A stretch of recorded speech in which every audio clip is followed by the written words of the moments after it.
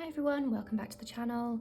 I've mentioned and referenced my budget planning quite a few times across various videos, but I've never actually done a full video on how I budget plan in my planners and the setup, the full process. I've done a blog post about it before, but nothing on the channel, so I thought it would make quite a good video just to show my really simple budget planning setup technique, what I've been doing, how long I've been doing it, and kind of how I've tightened it up over the years, I guess.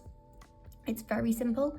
I'm not saying this will necessarily suit everyone for everyone's kind of saving goals, but I have been doing this process, or a variation of, since at least 2018. That's as far back as I could find, because this was my first year in the weeks.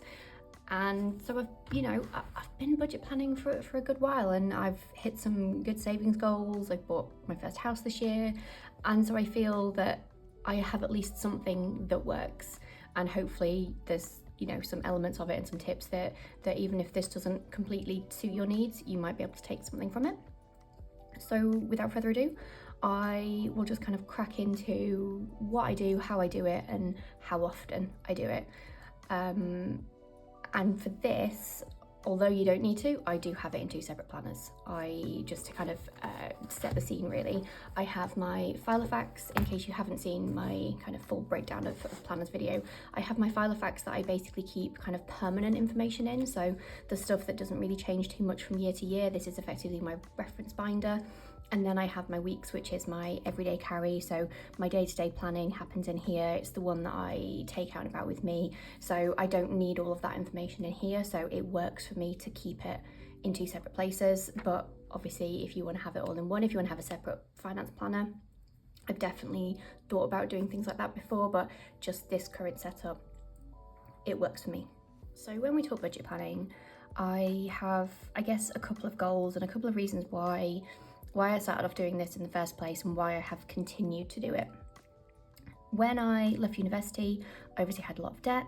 I started working and I'd got to a point where I'd paid off my student overdraft. I still had loans. I needed to buy a car for work, and I wasn't really making a huge amount of progress financially that I knew I could. And a lot of that was just down to, I'd left university, I had a proper job, I had decent money, and therefore was just kind of spending with no real thought and real reason around, what my long-term goals and plans were. And I knew at the back of my mind I wanted to buy a house at some point, and I wasn't really doing anything about it. I was just, living month to month. I had some savings, but I was also spending a lot of money on things like takeaways and stuff that I didn't need to spend the money on. And I knew I needed to do something to effectively shock myself into saving money. I definitely remember setting up something in one of my old Filofaxes pre-2018 that was basically just a bit of a log of what I was spending, what my bills were coming out. And from there, it's kind of got to this point. My original kind of budget planning was very, very basic. So I've got my, whatever I just had, the 2018 setup. Very, very simple, kind of top line, what's coming in, what's going out. I tracked all of my spending, and I didn't really do much beyond that, which for me at that moment in time actually was fine, because I think the biggest issue for me is everything was just going on the card and I wasn't really mindful about what I was spending. So I was generally getting to the end of the month and I might have had a little bit of money left in my bank account. Like I wasn't putting myself in financial distress, but I just wasn't aware of what I was spending or really kind of paying enough attention. And so just doing something as simple as tracking everything that I spent and totting it up at the end of every month, that was a really good eye-opener. And it's probably my biggest tip around budget planning and spending control and all of that is, even if you use your debit card like I do, and therefore, don't have the physical money kind of, changing hands, it's really easy to lose track.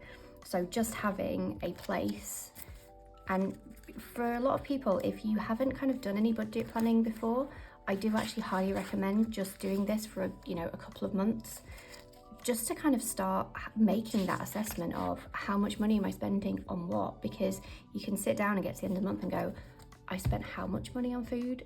That's ridiculous.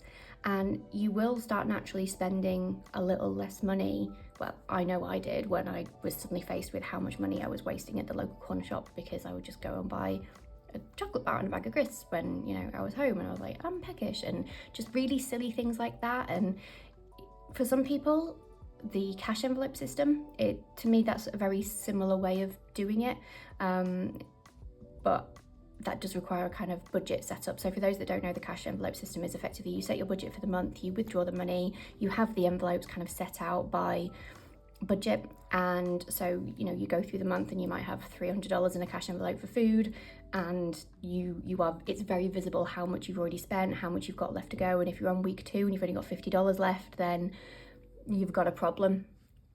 I don't like using cash, haven't for years, so just keeping a note of everything did a really good job initially, and definitely tapered some of my spending, just because knowing that I then had to write down in my planner that I'd spent X amount of money on whatever it was, it does give you that little push. It's then evolved over the years where I've had to do more to save more, so, you know, doing that allowed me to put a bit more aside and pay off my student loan and things like that. But I really needed to take it the next step. I knew I needed to buy a house. I needed a lot of money to save up for that, because yay, buying a house in England is really difficult right now, particularly on the deposit side. You know, some lenders want 20%, particularly when you're talking about mortgage payments. The better the deposit, the lower your mortgage payments. So there's a whole heap of that fun, which, you know, doing what I was doing of effectively just tracking my spending and putting a bit more each month, I needed to move up a gear. And we're at a stage now where I'm pretty happy with my setup. The goals and focus has obviously changed now. It's more around kind of maintaining savings for a emergency fund, and I will start looking more around kind of future financial things, around kind of investments. But pure and simple, the day-to-day tools I use are in a really good place for me. I'm really happy with it, and it's working for me, and it's been working for me for quite a while. So I've rambled on loads and just left this page open. I should probably kick into actually what I use, what I think you need to kind of set up a budget, and kind of the process. So to kick off, there are a few bits of, I guess, data collection that you need to do to really get the most out of this system. The first one is a year plan of your big spends. So this will vary from person to person, depending on whether you have a car, you have a house, whatever, but just having a monthly plan of, okay, in this month, this is what will come up bill-wise, or what's already a direct debit. And I lay mine out like this, very simply. It's color-coded, so anything black on this is kind of personal expenses coming out of my bank account. Anything in the kind of burnt sienna colour is anything Lethbridge paper, so just to allow me to kind of split out the two. And then for anything that might happen more than once a year, so my hair, so I do have it coloured, so it's quite a chunky expense, I just pop that on a post-it note, and then I can move it around according to kind of when it's next due. I do then write the amounts in pencil, because, so car insurance is a perfect example, that will change from year to year. And so I just write it in pencil so that I, you know, when I'm planning the following year, I know roughly what it was last year. And so at least I have an indicator. It'll probably go up, because that's what's happening with car insurance, which is really annoying. I used to pay like a third of what I pay now, but I have that as a bit of an indicator. It won't tell me exactly how much, because like I say, it changes, but I can at least start thinking about, okay, that's how much I know at least that I'm probably going to have to set aside, or make sure that I don't spend that month. So first step, just get a very simple layout. I just use plain paper. I use some gel pens just to kind of do the color coding, and just get that laid out by month, what's coming out, what's not coming out. Yeah, step number one, just get that out there so you can see. So next up, it's bills by day. So this is everything that comes out once a month from my account. Again, I've done some color coding, so black is for anything coming out of my personal account, grey is anything coming out of the joint bank account, and then again, burnt sienna is anything coming out of, well, it's my personal account, but it's for Lethbridge paper. I like to keep that separate. I will just mention, just in case you're wondering, the pens are the Sarasa clips in the, I think it's called the Vintage Collection. Just an FYI, they work really nicely on this paper. So yeah, just thought I'd call that out. And so how I've done this is anything that comes out of the, well, basically anything where the value doesn't change, I have written in the amount. Anything without a value next to it is where it is subject to change. So particularly when it comes to like energy and water bills, they might fluctuate because you set up a direct debit, but then they might go, oh, your usage is less or more, so we need to change it. And your council tax changes every year. My telephone line might change every year. I can't remember how often. So, and because of how I deal with the joint bank account monies, which I'm going to mention in a mo, I don't really need to know the amounts for this process, because what myself and my partner have is we have a joint bank account, and what we did was we basically calculated how much we spend on food. So anything grocery comes out of the joint bank account, so anything from the supermarket, and then anything for the house, like the mortgage and the energy bills and things like that, that also comes out of there. And we sat down and we calculated, right, what is the amount that we need to pay in each month to cover all of our bills, and basically we round up. So we pay in a bit more than we need to, which then allows a bit of buffer if, you know, something happens with the house and we need to replace something, or if suddenly, you know, an energy bill goes up because the price has gone up, we've got that little buffer in there, so we don't necessarily need to reassess super often. What I then have is just a little tracker for when I've paid into the joint bank account, because I get paid every 4 weeks and Matt gets paid once a month, so he just sets up a direct debit, whereas I like to just do the payment on the day that I get paid. And also it then allows me just to make it in line with payday, and then also ensure that I'm tracking properly when I get paid and then when that money comes out, because for 1 month of the year I will get paid twice in a month. And so yeah, I just, because it's a quite a large amount that comes out, I like to be able to just track it alongside do it alongside getting paid, rather than kind of getting a big hit the day before payday. And yeah, it might just get a bit messier. So that's kind of just a side note thing for me, and is very kind of me specific, but that's just how I track that to ensure that I've paid it on payday. And then I just have a little post-it note. It's these post-it notes which I've had for absolutely years, but really handy for this. I keep these in this planner for stuff like this. Just have a post-it note with the current value that it is that we're paying in once a month, and then when we reevaluate, I'll just update that. But that's just a little side thing around house, which is why, yeah, I'm not too bothered about the values in here, because I know that there's a separate value that comes out once a month when I get paid that covers basically all the house stuff. Next is basically savings goals, and this is something that I'm currently reassessing in the light of the new house and kind of what the next goal is, and there's a whole kind of piece of work that I'm doing on that. So this isn't kind of a current one, it's more one that I've just set up as a bit of a illustration really of how I did it when I was saving up for the house deposit. And I kept it really, really simple. I didn't want anything super complicated. It was literally just, what am I saving for, the amount, the drop dead date, and then all I did was set up a little grid, because I always use like grid paper like this, basically using the clean colour dots, and 1 square equals £100. Keeping it really simple. So at a glance, I can see how much I've got so far. I then kind of planned out the squares. So this gets to the 19 grand that in this theoretical car payment I would have needed to get to, so I could see very visually how close I was getting. The reason I used 2 colours was so I'd set out kind of a goal. Again, these don't add up, so because it is just an example, but I set out a goal of how much I needed to save a month, and alternating between the 2 colours just allowed me to see at a glance how I was tracking each month. So was I on course, and was it a case of, okay, so in this month I only saved 300, but then the next month I saved 500, and it was just a really easy visual way to see how it was working, how I was tracking. You know, did I have some months where I literally only put £100 in and I need to do something kind of course corrective to sort that out? That just allows me to do that. It's really simple, it's really basic, but I'm quite a visual person, and this worked really well for me, this kind of style of doing it.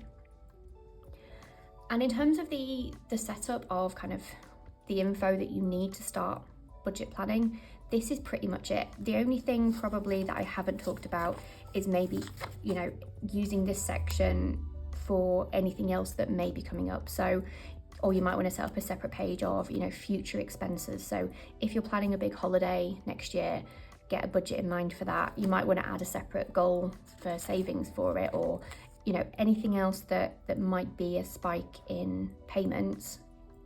just get it captured somewhere so at least you can start being aware of it and planning for it in the coming months, whether it be just, like I say, having a separate savings account or having a separate savings area to then just start, portioning off money for that. So now we get on to the full-on day-to-day spending tracking.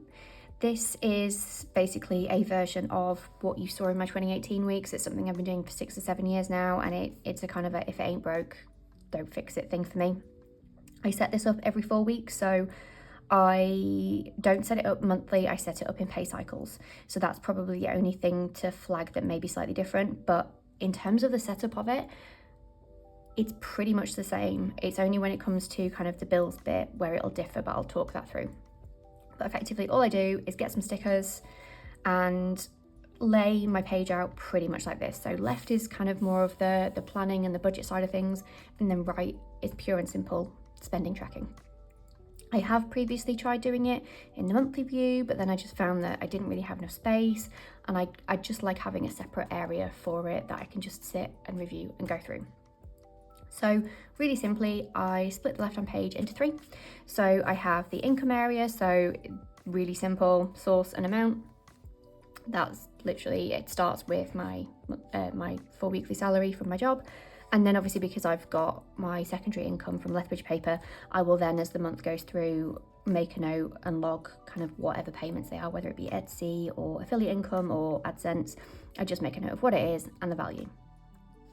Next, I have my outgoings. So this is where this will change slightly according to how often you get paid. But for me, I will sit down and I'll basically go through this. And if it's the 17th and I got paid, and I get paid again on the 3rd because of how it falls out, I know I just need to go through and write each of those bills that are coming out of my personal account, because I don't enter my joint account things. I go through in order, write down all the ones that will come out before I get paid again. So some months, all of the things in black will be on here, and then some months it might not be everything, which is why this bit is really important for me, because some months I get really lucky and my car payment doesn't come out at all, so I effectively have a few extra £100 that month, and that just basically gets entered in there in order. And all I do is write what the bill is, the amount, and then I just do a little cross when it has come out of my bank account. There's actually no bills that comes out of my personal account that I actually have to physically go and pay. But if you do have something like that you have to actually go and make that happen, then this is a really good way of tracking, have you actually done that? I'll also write in here the joint bank account money that I have to pay in when I get paid. And then that's it. All my outgoings, all my planned outgoings are there. At this point, we should probably talk savings. So you've written out your income, you've written your firm outgoings. The next bit you probably want to do is look at what any big spends might be coming up this month. So just to kind of double check, because you don't want to do all your budget plan, do your savings, and then go, oh crap, I forgot home insurance is coming out this month, it's going to be this amount of money. Get kind of pretty clear what your big spends are going to be for the month. So all of your bills and then anything kind of planned and big. Then I would do a calculation of, okay, so this is my income, this is what I know is definitely coming out, what's left? At that point, depending on what depending on what your savings goals are, you might want to take that value and go, right, okay, I'm going to put a third of it into savings, like categorically.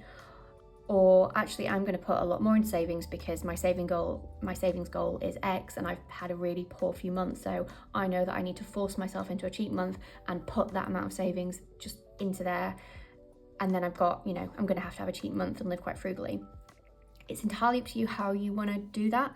I've done it different ways at different times according to kind of, am I in kind of a high savings kind of mode, I guess. So I've got really clear, I need to save X amount per month, done, it's gone out of my account, I only have this amount to spend on this budget and there's no wiggle room. And then there's been other times where I know that my savings goals aren't as pressured, or I'm allowing myself a month off, and therefore I don't do that calculation and I just go straight into the budget planning. This bit is entirely up to you and what your goals are. At this point, you will now have an amount of money left over. Either just from doing that simple calculation, or from doing that simple calculation and then siphoning off some money for savings so you don't touch it. But either way, you are going to have an amount of money that is effectively your spending money for the month. At this point, it's about setting a budget. And there's an element of, when I spoke about tracking your spending for a couple of months as a kind of an initial thing, that makes this bit a lot easier, because there's no point, and this was a trap that I fell into when I first started budget planning, definitely, which is why I just did the kind of tracking for a little while. If you don't know how much you're spending, how can you give yourself a budget? You could give yourself an arbitrary budget that you then end up spending 3 times that, because actually you have little awareness of what you're spending on what, and that was definitely me a few years ago, definitely me. So this is the point where you do need to probably have a little bit of awareness. I mean, there's also an element of, don't get me wrong, there might be a time where you have to just set yourself a budget and go, look, because of whatever's going on, if it's an expensive month or I need to do something or I need to pay for something, you are going to have to potentially set yourself a really tight budget that is going to be quite difficult for you to hit. But that is sometimes the reality of money. This is the time to do that. So when you've done all of those calculations, you have what money that you have left, and then I just sit there and work out, okay, how is this going to split out? So what I would do is I would write the category and the amount, and then leave spaces for 3 weeks of check-ins.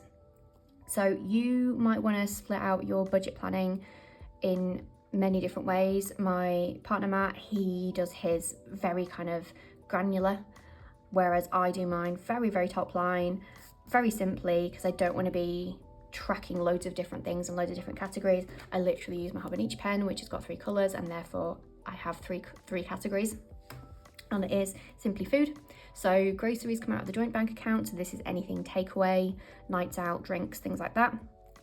Travel, anything like filling up my car with petrol, car parking, train tickets, hotels, all that. And then the third one is really imaginatively called spending. So this is basically everything else. So I need to go and buy makeup or skincare, or buy presents for people, buying stationery, that all falls under there. And that's just how I block it out. I don't want to make it super complicated.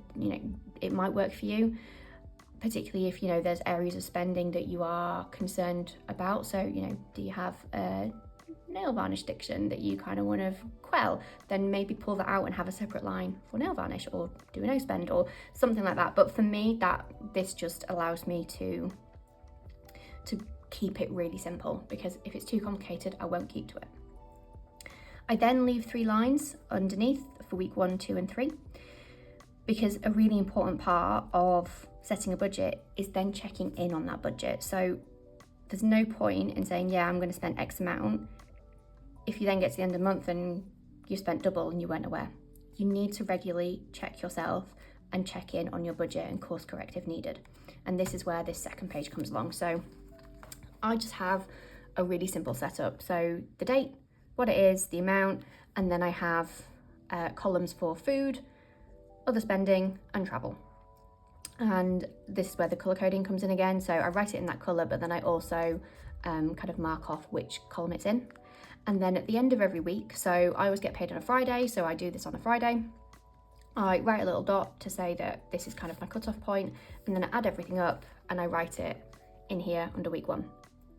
And it just allows me to then go, so if my food budget for the month was £100 and in week 1 I'd already spent 40, I'd be like, crap, I really need to cut back.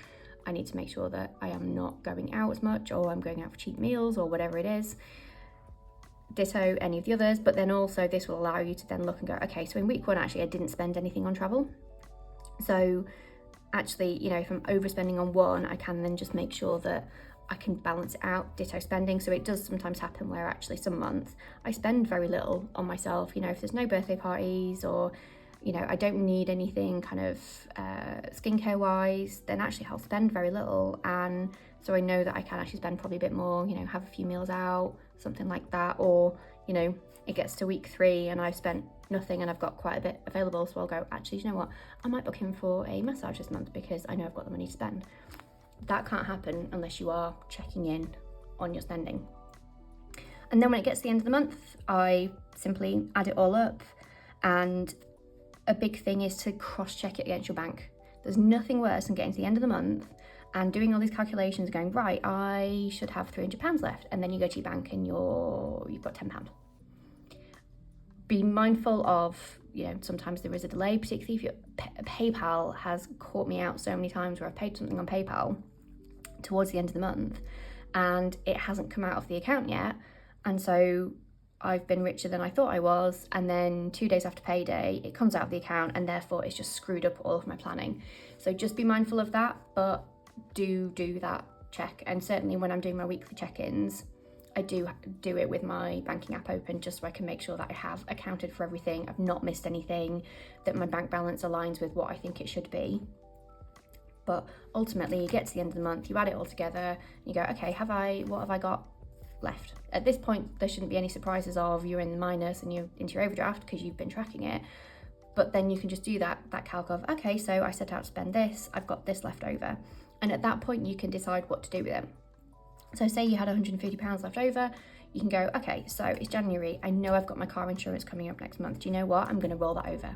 And then I would just add it into here for the next month to say roll over from Jan, and then you've got that bit extra money to spend. Or, which is what I do a lot of the time, I then just take that money and put it straight into savings and go, great, happy days, save more than I needed to. And then that also helps with when there is an expensive month and I maybe can't put as much into savings as I would like to. I know that actually if in earlier months where I've accidentally had a frugal month or I've just been really good or whatever it might be, I've then just put that extra in there. I'm just building up that little buffer for any months where it might not go to plan.